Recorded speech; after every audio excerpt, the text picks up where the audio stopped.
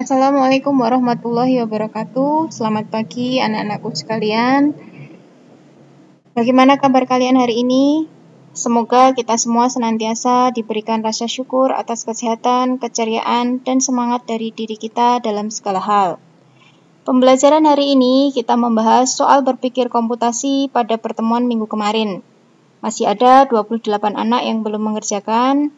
Kita doakan bersama, semoga yang belum bisa mengerjakan dapat segera mengikuti seperti teman yang lain. Tidak lupa saya sampaikan terima kasih untuk semua yang telah mengerjakan dan mengikuti pembelajaran dengan baik. Dengan diawali dengan berdoa, mari kita mulai menyimak pembahasan soal.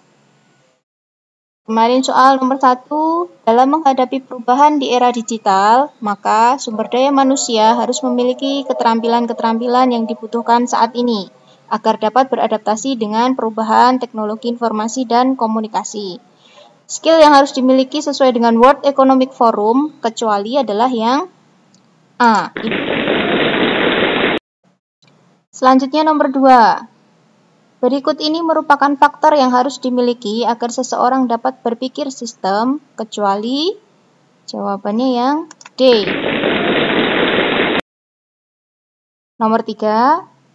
Berikut ini merupakan bentuk representatif perilaku seseorang yang telah berpikir sistem, kecuali jadi bentuk representatif perilaku seseorang yang telah berpikir sistem, ada time series data, ada reference mode diagram, ada struktural diagram, jadi kecuali yang A.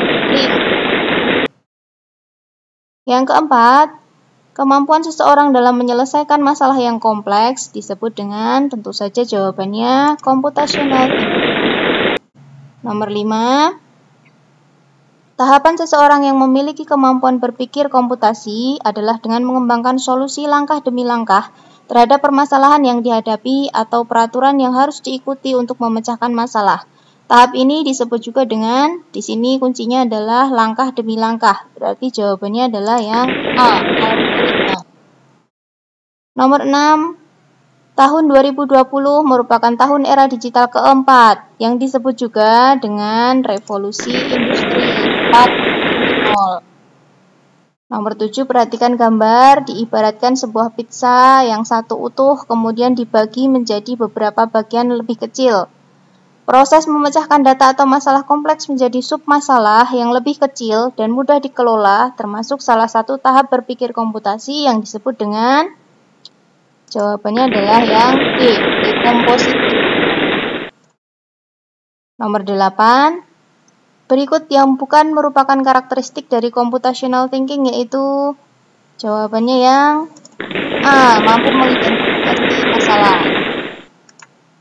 Kemudian yang nomor 9, dalam tahap berpikir komputasi diperlukan adanya pencarian kesamaan atau bahkan perbedaan bentuk, pola, dan keteraturan dalam data sehingga kita dapat melakukan prediksi suatu masalah. Contohnya di sini, kasus mengungkap rahasia kepribadian melalui sidik jari. Tahap ini disebut dengan, tentu saja jawabannya, pengenalan pola. Nomor 10.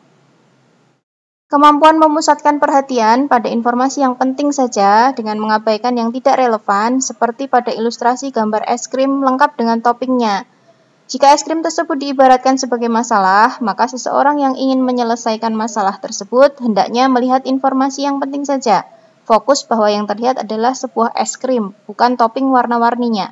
Tahap tersebut pada computational thinking disebut dengan abstraksi. Nomor 11. Berikut merupakan keuntungan dari berpikir komputasi. Keuntungannya yang mana saja ya? Kecuali adalah yang A, mampu memecahkan masalah sendiri tanpa membutuhkan pendapat orang lain.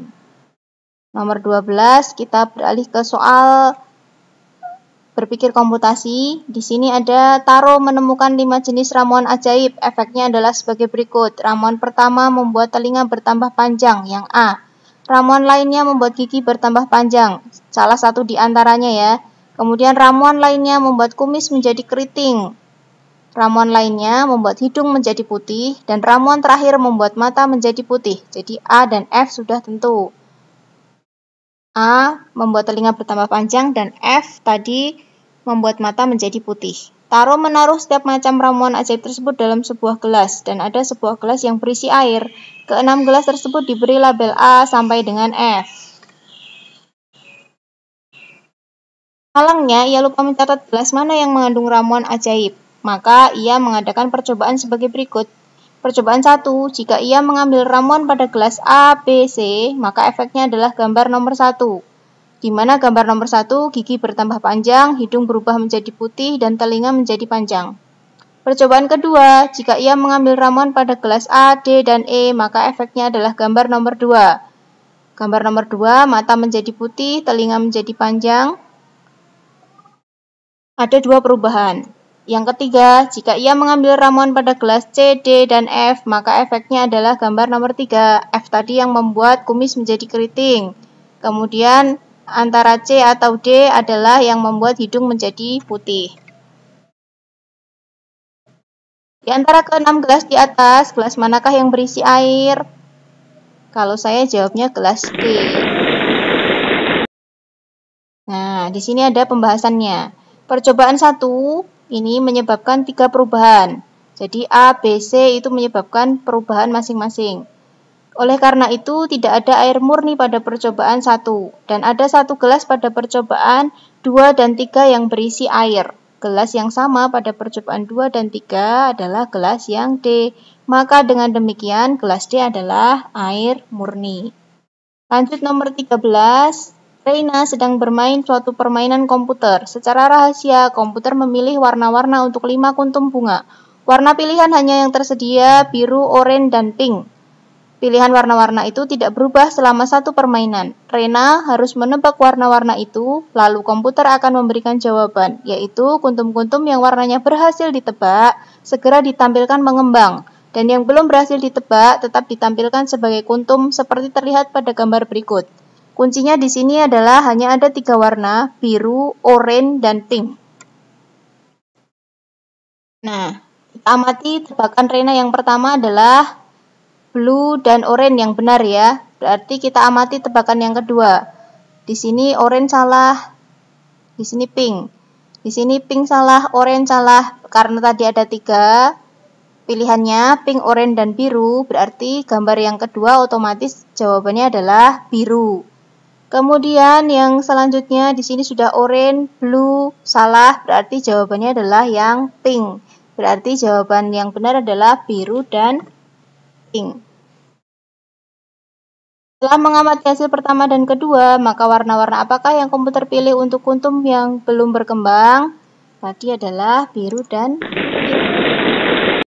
Nomor 14.